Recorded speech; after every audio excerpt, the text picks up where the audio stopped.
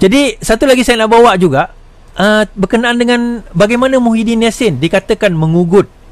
Pembantu Muhyiddin, timbalan menteri ugut saya tinggalkan. Pembantu Muhyiddin, bukan Muhyiddin, pembantu dia. Saya nak betulkan sikit. Nanti orang kata Muhyiddin. Pembantu Muhyiddin, timbalan menteri ugut saya tinggalkan warisan. Ini kita bawa lagi satu cerita. Again, budaya mengugut ni. Ahli Parlimen Labuan Rosman Isli memfailkan permohonan untuk membatalkan kes rasuahnya yang dikaitkan ketika dia menjadi timbalan pengurusi Lembaga Pelabuhan Labuan 5 tahun lalu. Bekas ahli politik BN itu mendakwa ini kerana kes jenayah tersebut dipaksikan atas keengganannya untuk meninggalkan Parti Warisan Sabah yang berpekalian di Sabah dan menyertai Pemerintah Bersatu.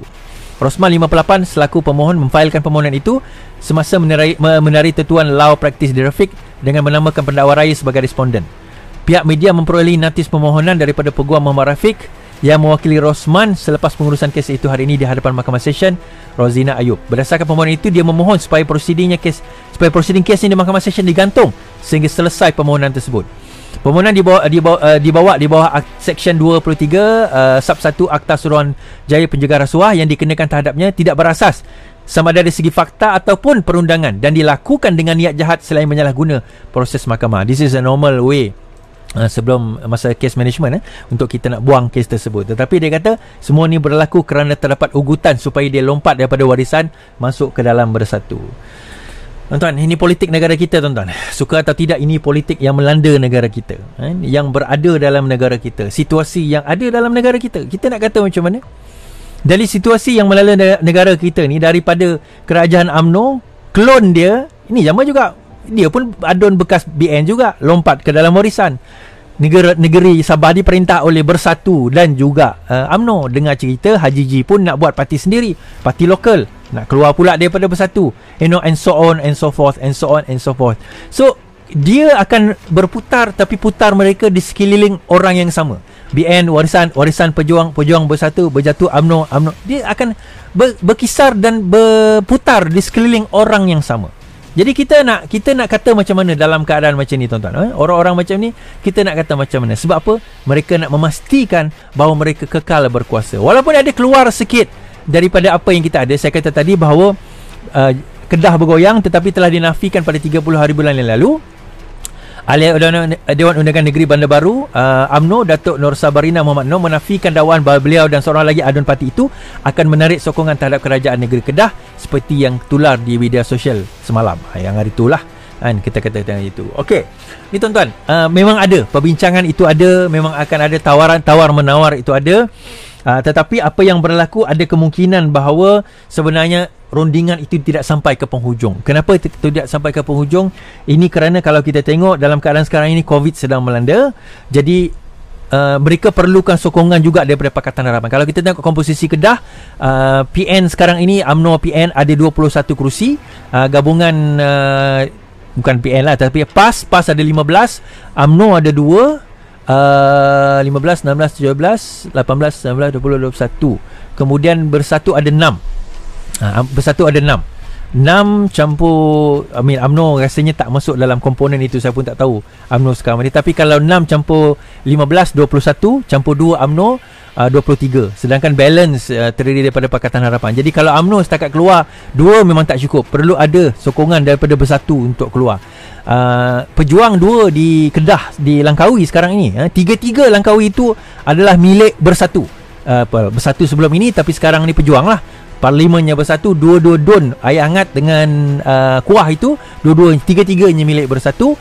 Dan dikatakan PKR akan ambil satu, dan juga Amanah akan ambil satu. PKR akan ambil, Keadilan akan ambil kuah, Amanah akan ambil air hangat. Parlimen itu sendiri belum didecide, tapi berkemungkinan Keadilan akan ambil, atau mungkin akan dibagi kepada pejuang, akan dikembalikan kepada pejuang. Kita tak tahu, saya tak tahu. Itu hasil perbincangan yang ada pada PH nantilah.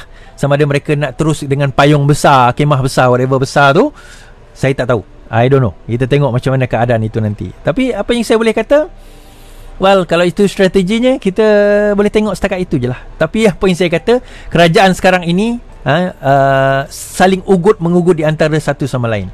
Bersatu amal budaya ugut, ambil kesempatan, menurut Nur Jazlan. Dia kata timbalan pengurusi UMNO Datuk Nur Jazlan menyifatkan Parti Bumi Bersatu gemar mengamalkan budaya ugut dan mengaut segala kepentingan hanya untuk memastikan parti itu sentiasa relevan. Itu kita cerita tadi bagaimana ahli warisan itu diugut. Nur Jazlan berkata perkara ini boleh dibuktikan menerusi dakwaan perjanjian yang dibuat antara presidennya Tan Sri Muhyiddin dan juga Datuk Seri Ismail Yaakob. Menurutnya, sikap pemimpin bersatu seperti Ahli Majlis Pimpinan Tertinggi Datuk Razali Idris membuktikan mereka tidak jujur dalam menyatakan sokongan kepada Perdana Menteri.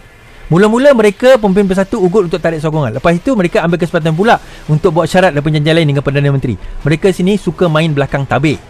Tuan-tuan, isi nampak permainan dekat sini, UMNO punya permainan dia akan cuba salahkan orang lain. Dia cubalah salahkan Bersatu, dia salahkan PH, dia salahkan Lim Guan Eng, dia salahkan Atok, dia salahkan semua salah orang lain, Anwar Ibrahim, dia salahkan semua orang lain.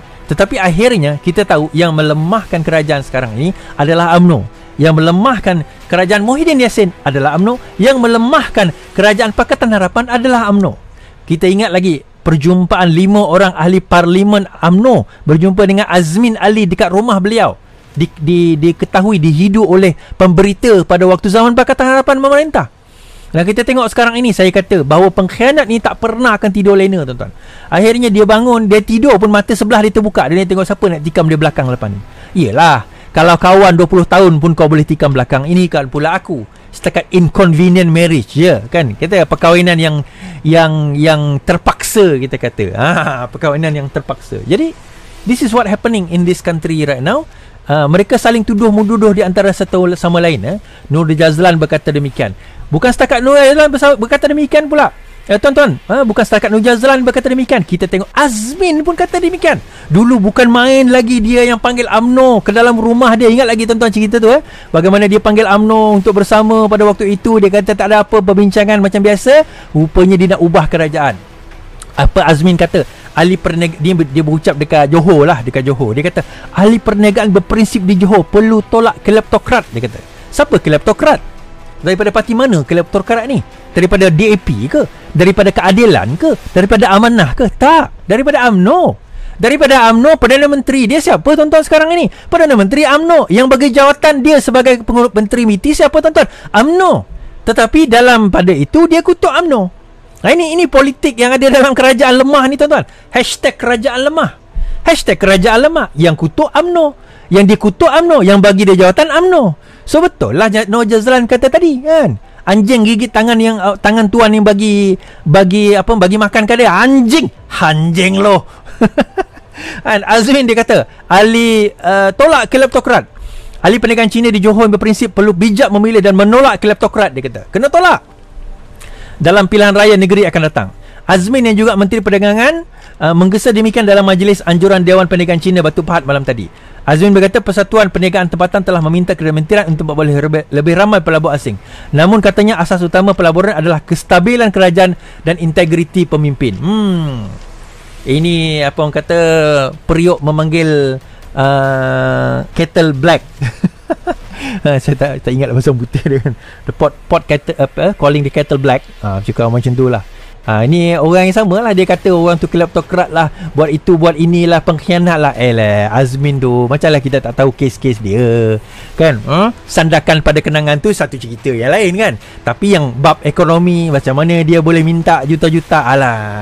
Alahai Azmin, come on. Zaman kau memerintah dulu macam mana kan. Tapi ialah, kita sekarang ini bila dia kata jika sudah bersalah, bukan kata saya, mahkamah dah jatuhkan hukuman bahawa kamu salah dan antara penghakiman diberi oleh hakim adalah orang ini malukan negara. Mengapa kita nak sokong pemimpin dan parti seperti ini? Ya betul, mahkamah tulis macam tu. Bukan mahkamah tulis macam tu, dia sebut macam tu. Kenapa nak sokong parti macam ni? Kenapa nak sokong parti macam ni? Kenapa nak sokong pemimpin macam ni? Dia sebut pasal siapa tuan-tuan? Dia sebut pasal Najib lah kan. Dia sebut pasal Najib. So Bersatu kutuk Najib, Najib kutuk Bersatu. So akhirnya PAS kata apa? PAS pun tak nak ketinggalan, tak nak tinggal kapal. PAS committed perkasa muafakat nasional dalam PN. PAS menganggap tindakan memperkukuh muafakat nasional dibentuk secara bersama menjelang PRN Johor tidak lagi sebagai satu langkah ke hadapan buat mereka. Terima Presidennya Tuan Ibrahim Tuan Rahman berkata PRN berkenaan yang belum ditentukan adalah medan untuk mengukuhkan hubungan antara komponen PN. Keputusan PN bertanding menggunakan satu logo, satu pengarahan dan satu bilik gerakan atau memampaikan lagi usaha untuk memenangkan PRN Johor kali ini. So kita akan nampak tuan-tuan bagaimana PN kali ini. PN akan lawan Barisan Nasional, akan lawan Pakatan Harapan, akan lawan, kita tengoklah perpecahan itu akan membawa kepada keuntungan siapa. Siapa yang akan untung dalam perpecahan ini, tuan-tuan, kali ini. Tetapi saya nak bagi tahu bahawa tamat sudah riwayat kerajaan yang ada sekarang. Kerajaan sekarang sudah tamat riwayat. Yang ada sekarang ini hanyalah jasad tanpa roh. Ini kerajaan yang ada sekarang ini hanya jasad tanpa roh. Rohnya dah mati, tuan-tuan. Dia macam orang nak mati tapi tak boleh nak mati.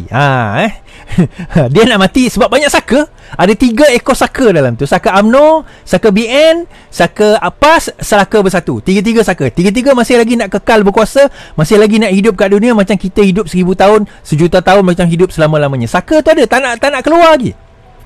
Tak nak keluar lagi ni. So masing-masing duk berebut. Tapi sebenarnya hakikat dia bergaduh sama sendiri. Jadi saya tanya tuan-tuan, ini kerajaan apa? Dulu kita ada kerajaan Pakatan Harapan. Lepas tu kita ada kerajaan Perikatan Nasional. Ini kerajaan apa, tuan-tuan? Kerajaan apa nama kerajaan ni? Kerajaan Keluarga Malaysia. Siapa yang cakap kerajaan Keluarga Malaysia? Yang cakap si Ismail Sabri je. Siapa yang mengaku ini kerajaan Keluarga Malaysia? Dia tak ada nama. Gabungan apa? Ni gabungan apa nama dia? Siapa tahu ini gabungan apa? PN. Ini bukan PN. UMNO. Ini bukan UMNO. BN. Ini bukan BN. Ini gabungan apa? So kita tanya daripada gabungan tu sendiri, dia orang dah bercelaru dan cacah merbak. Kita nak kata macam mana? Kita nak kata macam mana? So sedih, tuan-tuan. Tapi nak buat macam mana? Inilah kerajaan yang kita ada. Inilah kerajaan yang kita ada. Inilah kerajaan nasib yang kita kena lalui.